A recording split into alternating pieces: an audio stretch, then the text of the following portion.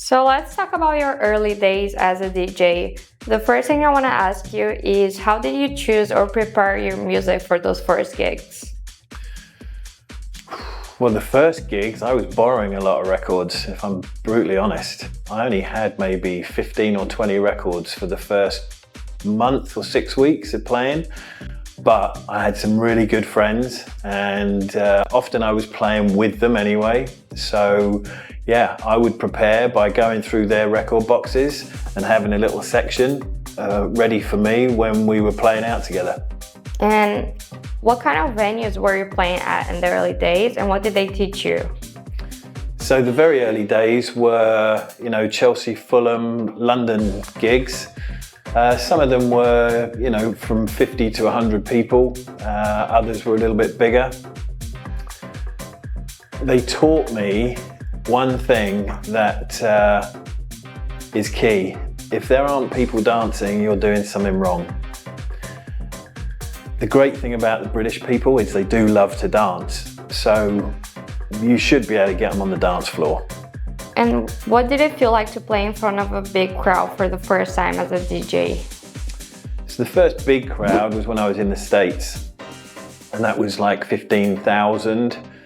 That's a massive, it was a warehouse, huge warehouse in Oakland, and it was a rave. So everybody was super dressed up. It was all day glow, everything. It was an amazing thing.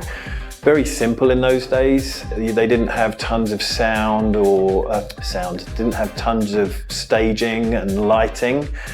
Quite often it was just black light or UVs. So the youngsters would dress up in super bright colors that would, explode under that kind of lighting. No fireworks, no pew pew everywhere. It was just dark, black lit, and 15,000 people bouncing up and down. It was the best experience I think I've ever had in my life. And how can you describe the parties back then related to the parties today? So there were no phones. I mean, there were in some of the later days of me playing then, but you certainly didn't use it as a camera. It didn't have a camera on it. So that's what I see today is the biggest difference.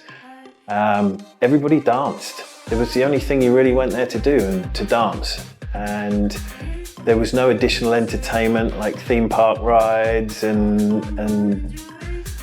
any other reason to be there than to dance and hear the music.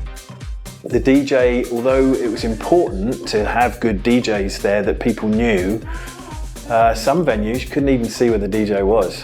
So there was no showmanship. It was all about how you played, what you played, and the reaction you got.